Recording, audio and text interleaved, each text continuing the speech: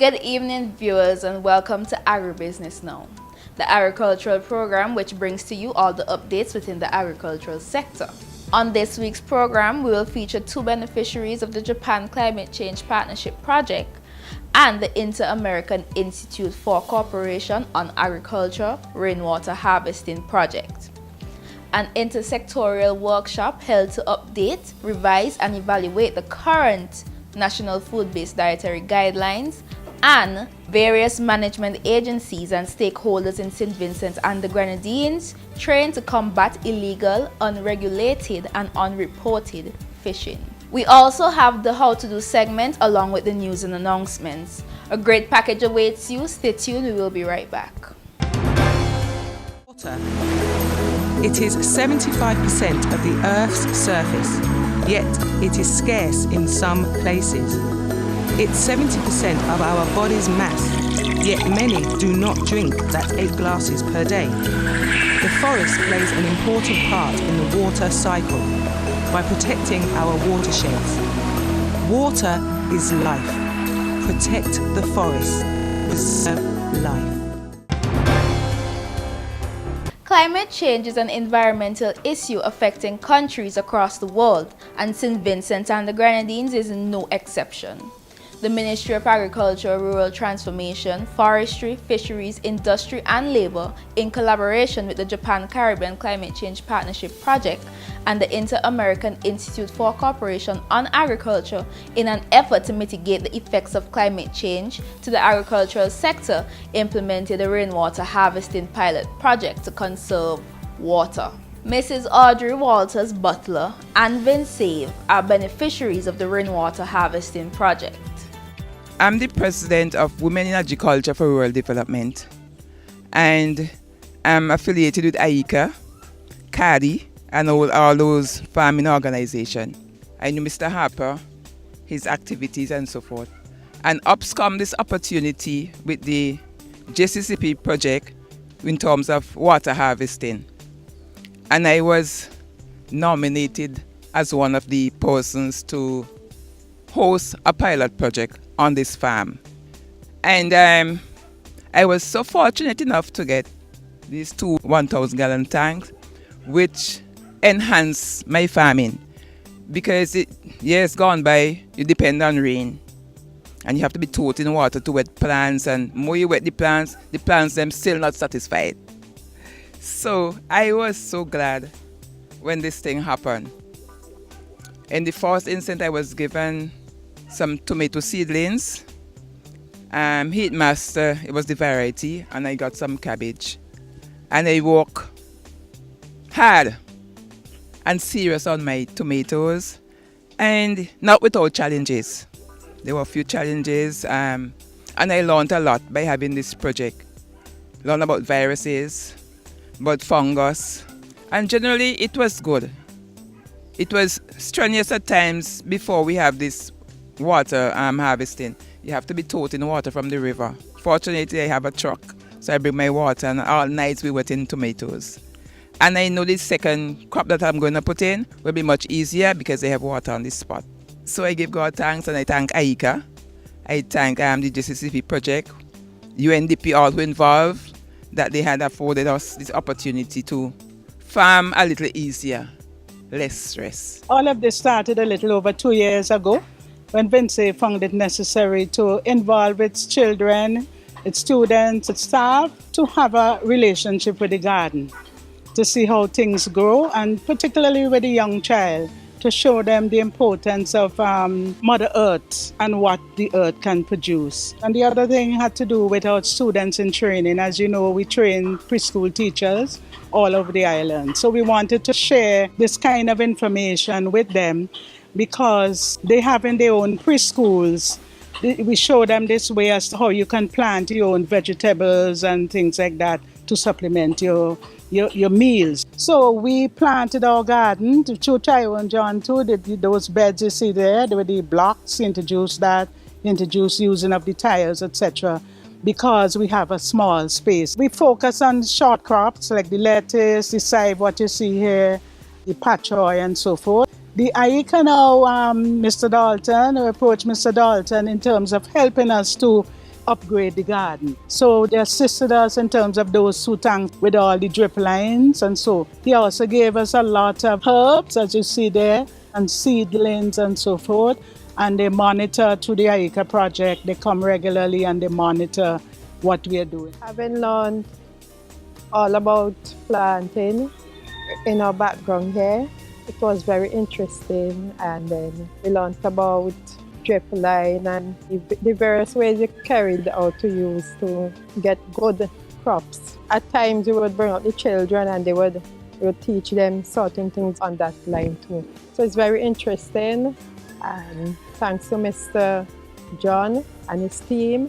And even at home, we can do a planting at home too from that experience. The vegetables come in very handy in terms of our children here. Children like to see colorful things, so it all come in for us, saving us going out there and buying it so expensive. Whatever we have left over, we will take it and put it out in our school, and we will mention it to our parents that we have sales, that income will come in to do other stuff, whether to buy seed, etc. You can ask for myself, Miss Shamika, or Mr. Kane, and he can help you.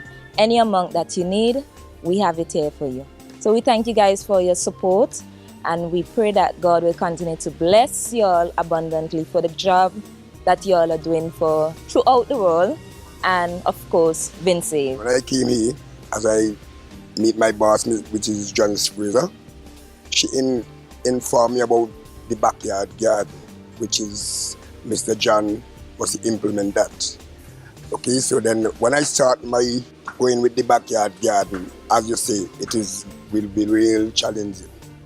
But I take my time, because around here was real bushy. And I take my time. Miss Fraser behind me, foot to foot. And all I say, Miss Fraser, you just wait, give me a chance. I will do what I want, you know. And she did behind me until at one I start to walk. Now and then I put in a little crop. She would say, well, hey, we have to go bigger. But still I know it takes time to do things. And then we go in until we start lettuce. Then we come up, we start save, we start pachoy. And then Mr. Brown come in, and Mr. John and Mr. Dalton.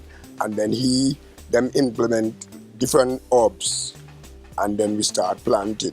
The government of St. Vincent and the Grenadines, through the Ministry of Agriculture, Rural Transformation, Forestry, Fisheries, Industry and Labour, and the Ministry of Health, Wellness and the Environment, collaborated with the Food and Agriculture Organization to host a second workshop geared towards the continued development of the methodology of the National Food-Based Dietary Guidelines. During the opening ceremony, Mr. Cuthbert Knights, Permanent Secretary in the Ministry of Health, Wellness and the Environment, gave some remarks. The famous saying is that we are what we eat. And it is so good when we can have a set of prescriptions or guidelines that can assist us in our choice of food. Because there are lots of things out there to eat, you know. But it doesn't mean that all of them are necessarily good for our health and well-being. So it is very good when professionals can sit and come up with a set of guidelines to assist us or to help us in our food choices. This government of St. Vincent and the Grenadines have defined very broadly, or have set the strategic vision, also the strategic leadership when it comes to diet and physical activity. St. Vincent and the Grenadines was able to reduce in a very significant way the number of persons who are victims of undernourishment. Additionally, this country would have seen a reduction in the number of persons as well who once lived in a condition of abject poverty. This is very significant when we speak about the health of people, the well-being of people, and also their access to food. Now, my focus on the strategic direction initially and the strategic leadership provided by the state. The state has also placed a special focus on feeding our very young at the level of the schools, a school feeding program. And this is a program which is well documented, notwithstanding its shortcomings, and the results are there.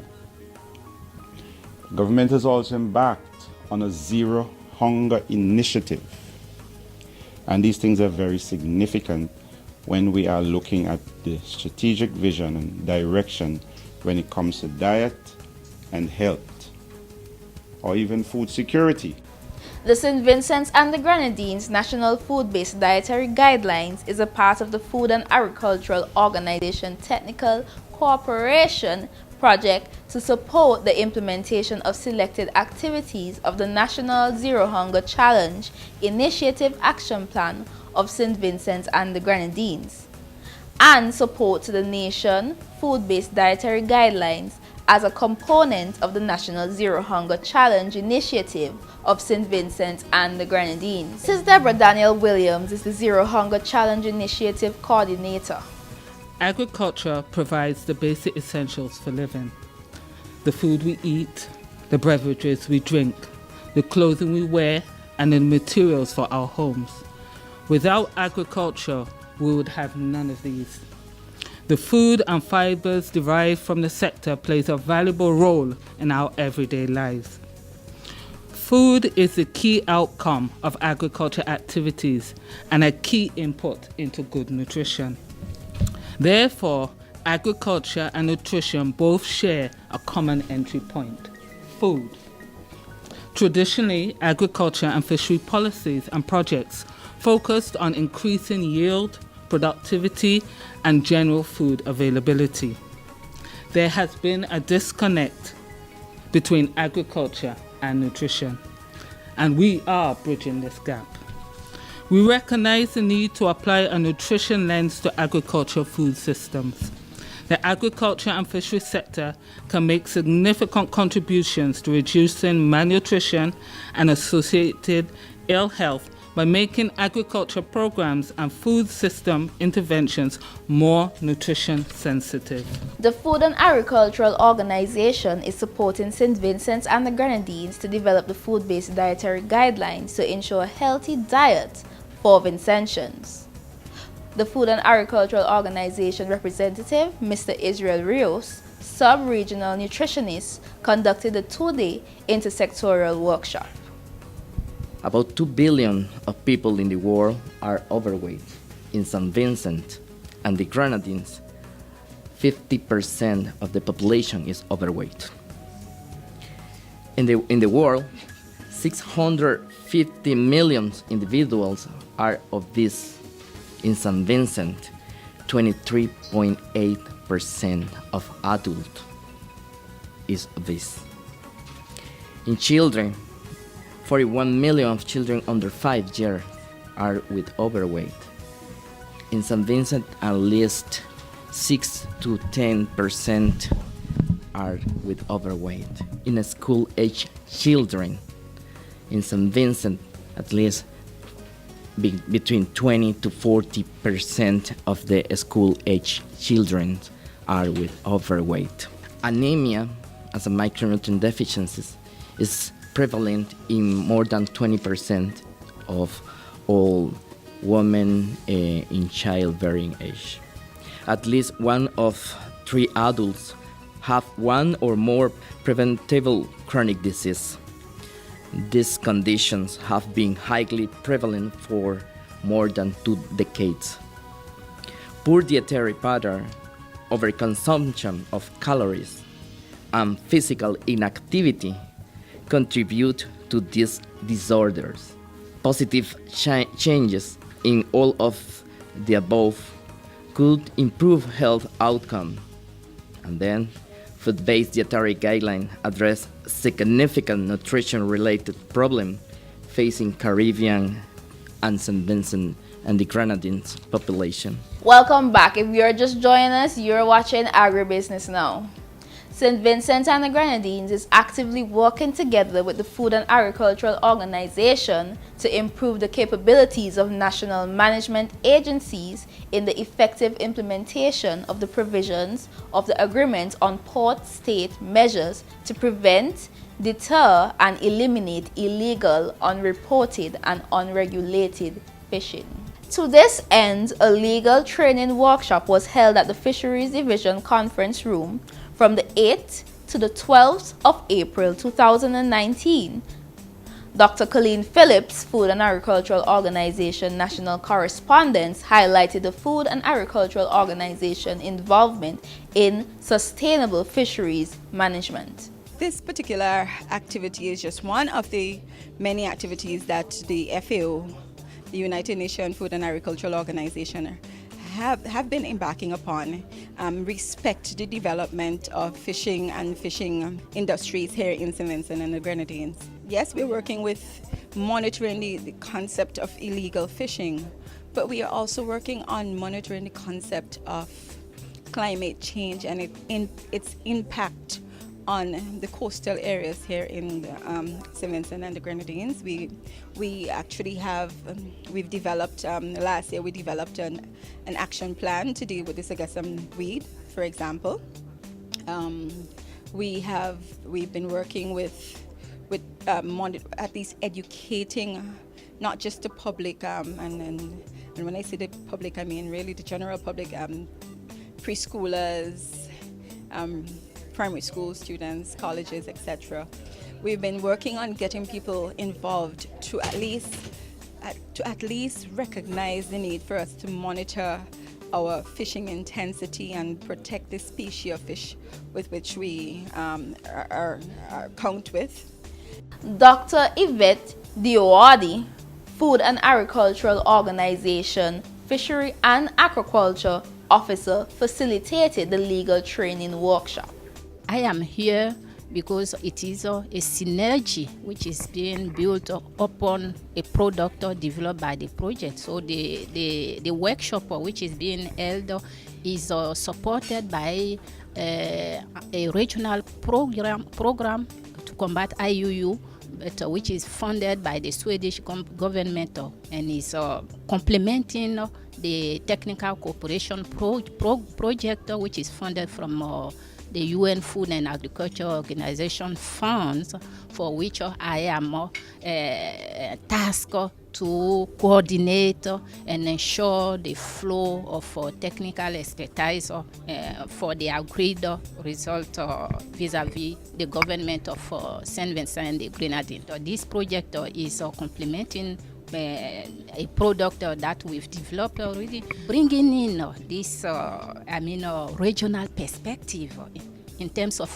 cooperation, coordination, in order to combat IUU effectively. This is something I have provided in facilitating one of the breakout group in capacity development and regional cooperation to combat IUU. So that St. Vincent and the Grenadines can combat IUU effectively, because not only at the national level, but cooperation with countries within the region is essential.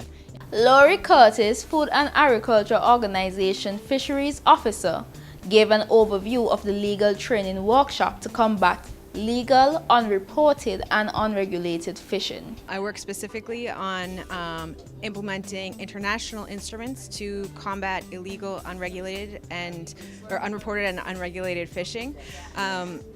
What we are doing here now in St. Vincent and the Grenadines, this is actually the first activity as a part of a much larger project funded by the Swedish government to work with St. Vincent and Grenadines to outline measures that they can take to combat IUU fishing. So this activity is really to assess the gaps and outline a strategy and roadmap to combat IUU fishing. So it's really a combination of presentations from FAO legal expert and MCS experts, and then hear from St. Vincent and Grenadines to hear what they're already doing to combat IUU fishing and what they see as the main gaps. And then we have been working together over these 5 days to outline this roadmap and strategy, which we adopted at the conclusion of the workshop, and will then guide us in the way forward in terms of capacity development activities, legislation review, and looking at their monitoring, control, and surveillance activities to improve all of these measures so that they're in compliance with their international responsibilities in terms of port state measures, coastal state measures, flag state measures, and market state measures. Various management agencies and other stakeholders participated in the legal training workshop with the International Framework for Combating Illegal, Unregulated, and Unreported Fishing, Regional and National Level Fisheries Governance, and Port State Measures, among other relevant topics on sustainable fisheries management. Here are the views of some of the participants about the workshop. This workshop was an eye-opener in the fact that I wasn't aware that we were red carded by the EU for our role in trying to prevent and report on illegal fishing. It was, as I said, it was an eye-opener for me, and it gave me a sense of where we are in terms of our policies when it comes to illegal fishing, what we have with regards to catch, monitor, and prosecute persons who are caught doing illegal fishing. And I think now that we are better able and better equipped in that fight against illegal fishing, and I hope that, well, within the next year, that we would have been taken off the red card list placed on us by the EU. I learned that there are a lot of gaps in the legislation in St. Vincent in relation to the implementation of the Port State Measures Agreement, and we now are in a much better position to address those gaps and to make those gaps, to cover those gaps, so that we can enforce and exercise our jurisdiction over our vessels that operate on the high seas and in foreign countries. For me, it was very informative. I learned a lot, and I'm very grateful for the FAO for coming, and I look forward to working with them in implementing the areas that they have identified that we need to fix. I realized that we were missing a lot of legislation as it pertains to like guidelines or standard operating procedures where it concerns IUU fishing. And it had a lot as well to do with port state measures, as in like different actions that ports need to take, guidelines as to what the ports need to do in order to deter or prevent persons from IUU fishing. Most of what we learned at the workshop was really new to me in terms of the laws governing IUU fishing, and the fact that we actually do have IUU fishing in our waters, and also the fact that we don't have much in place in terms of like monitoring and control of our own waters in order to prevent IUU fishing. So, well, I learned the basics of what it is, basics of IUU fishing, and how we can go about to prevent it, how we can go about preventing that. It was a really good workshop. My takeaway from this workshop that was looking at the PSMA and how we can implement things to deal with IUU fishing. In the trade world, currently there are negotiations going on that would deal with fisheries subsidies that would be prohibited for IUU fishing. So this workshop was timely in dealing with that and to see what St. Vincent and the Grenadines would be doing when they're implementing the agreement and how we're bringing our laws together to deal with IUU fishing. This workshop was very informative and timely. On this week's How to Do segment, we are going to show you how to identify fresh fish from stale fish.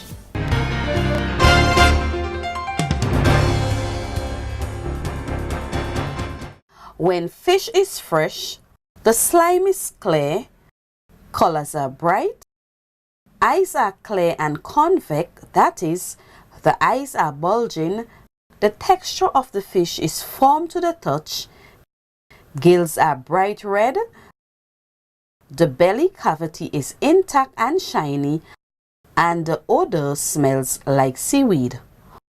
On the other hand, when fish is stale, the outer slime is cloudy, colors are bleached, eyes are cloudy and concave, that is sunk in, the texture is soft, the flesh is soft, it retains your fingerprint, gills are brown in color, and the belly cavity is easily torn. Here are the news and announcements.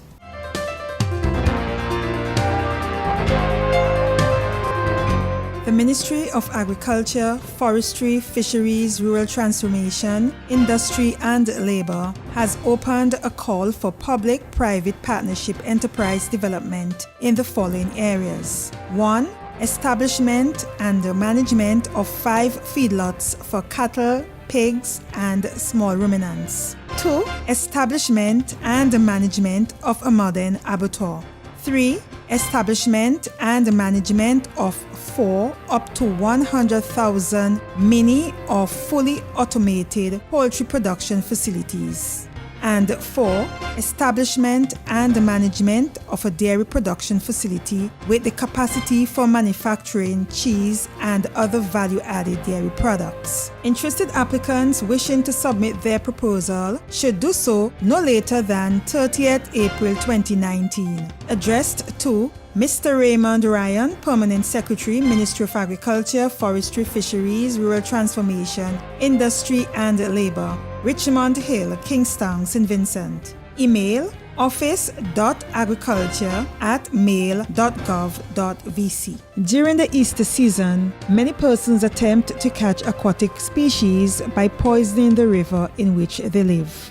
The forestry services in the Ministry of Agriculture, Rural Transformation, Forestry, Fisheries, Industry and Labour is appealing to the public to avoid the use of hazardous substances to capture river lobster, crayfish, shrimps, fish and other aquatic wildlife. Hazardous substances can be any electrical device designed to frighten any protected or partially protected wildlife. Any article of any nature which is likely to cause injury to any protected or partially protected wildlife, and any noxious substance for the purpose of killing and or injuring any protected or partially protected wildlife. River poisoning is illegal. It can disrupt the natural processes of the rivers, streams and springs and may endanger the lives of the people in the entire communities downstream, as well as other persons who may eat the fishes. Persons guilty of such an offense are liable to a fine of $2,000 and to imprisonment for 6 months. This is accordance with Section 29 of the Wildlife Protection Act No. 16 of 1987.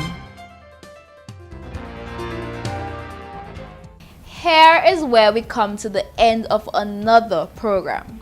For more information, feel free to contact us at the Communications Unit in the Ministry of Agriculture at 456-1111, extension 312 or 472, or email us at citumaf2@hotmail.com. You can also check for updates on our YouTube channel, Agri Business Now St. Vincent, or on our Facebook page, www.facebook.com/agribusinessnow to get more updates. On behalf of the Communications Unit Video Production Team, I am your host, Nakisa Samuel. Thank you for viewing and do enjoy the rest of your night.